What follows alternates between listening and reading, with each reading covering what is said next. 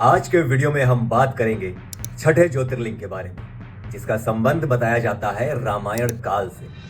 और रामायण काल में भी एक राक्षस से उसका संबंध बताया जाता है, जो हमारे यहाँ छठा ज्योतिर्लिंग है। क्या कथा कही जाती है इसके पीछे और कौन सा वो ज्योतिर्लिंग है, चलिए आगे वीडियो में बताते हैं।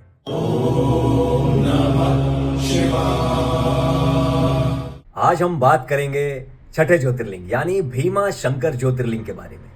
ये ज्योतिर्लिंग कहा जाता है महाराष्ट्र के पुणे जिले में एक भीमा शंकर नामक एक जगह है, वहां पे स्थित है। और कहा जाता है कि वहीं पे ही एक भीमा नदी भी निकलती है, जिसे भीमा रथी भी कहा जाता है, लेकिन उसे आजकल लोग भीमा नदी ही कहते हैं, क्योंकि वहाँ पे जो ज्योतिर्लिंग है भीमा शंकर, उसी की वजह से ही वो नदी भी बड़ी ही प्रसिद्ध है। और कहा जाता है कि वो जो नदी है वो आगे चलकर कृष्णा नदी में जाके मिल जाती है। अब देखिए इसके पीछे कथा क्या कही जाती है कि जो भीमा शंकर ज्योतिर्लिंग है ये धरती पर आया कैसे।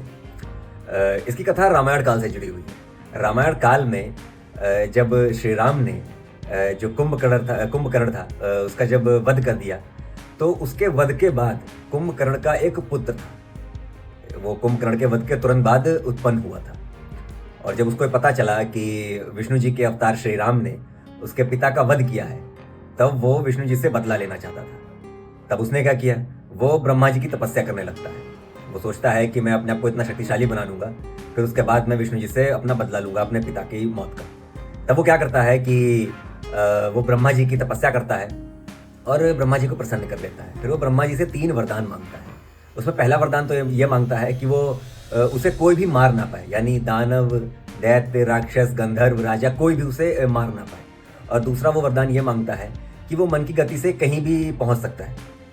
और तीसरा वरदान ये मांगता है कि वो तीनों लोगों का स्वामी बन जाए। आप समझ रहे हैं उसने कितने खतरनाक वरदान मांगे थे।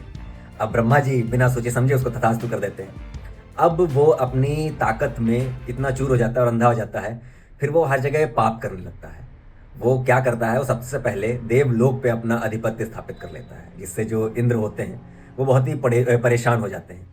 तब वो भगवान शिव से प्रार्थना करते हैं कि कृपा करके हमारा जो देवलोक है उसे वापस दिलाइए और इस राक्षस का अंत करिए, क्योंकि ये अपनी शक्तियाँ पाके बहुत ही गलत व्यवहार कर रहा है।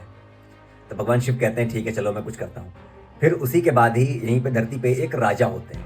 वहाँ क्या होता है भाई, सभी लोग भक्त होते हैं, तो सभी लोग अपनी पूजा पाठ भी कर रहे होते हैं। लेकिन वो जो राक्षस होता है भीमा, जो कुंभकर्ण का बेटा होता है, वो क्या करता है, वो किसी को भी पूजा करने नहीं देता, किसी को भक्ति नहीं करने देता। वो कहता है कि मैं ही भक्ति तुल्य हूँ, मेरी सिर्फ पूजा करो और किसी की नहीं, क्योंकि वो अपने इस वरदान की ताकत में इतना चूर हो चुका था। वो अच्छे और बुरे का भेद भूल चुका था, और तो और वो राक्षस भी था, तो अच्छा बुरा वो क्यों सोचेगा। तब फिर वहाँ पे जितने भी लोग पूजा अर्चना करते थे, लेकिन वो करने नहीं देता था। तब इससे रुष्ट होकर भगवान शिव ने एक अवतार लिया भीमा शंकर के नाम से, क्योंकि उन्हें भीमा राक्षस का वध करना था। तब उन्होंने जब वो अवतार लिया और जब शंकर जी और भीमा नामक राक्षस के बीच में जब युद्ध हुआ, तब उन्होंने उस भीमा नामक राक्षस को उनका वध किया। और फिर उसी के वध के बाद भगवान शिव के शरीर से एक पसीने की बूंद धरती पर गिरी, जो आज जो भीमा नदी कहते हैं, उससे ही भीमा नदी उत्पन्न हुई थी। और फिर जो भीमा शंकर आज हम लोग ज्योतिर्लिंग जहाँ पे देखते हैं, वो वही जगह है जहाँ पे भगवान शिव ने उसी भीमा नामक राक्षस का वध किया था, जिसके बाद वहाँ पे भीमा शंकर ज्योतिर्लिंग आज स्थापित है। तो ये कुछ कथाएं कही जाती हैं।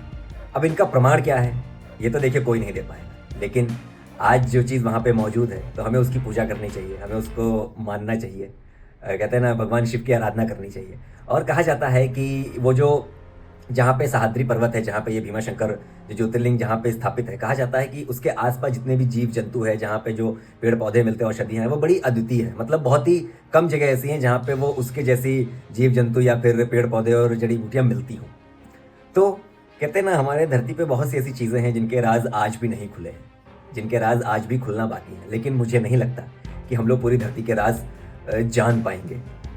तो कैसी लगी आपको ये कथा, ज़रूर कमेंट करके बताइएगा। और ऐसे ही बने रहिए चैनल के साथ। अगले वीडियो में हम एक और ज्योतिर्लिंग की बात करेंगे, और कमेंट में हर हर महादेव ज़रूर लिखिएगा। ओम नमः शिवाय।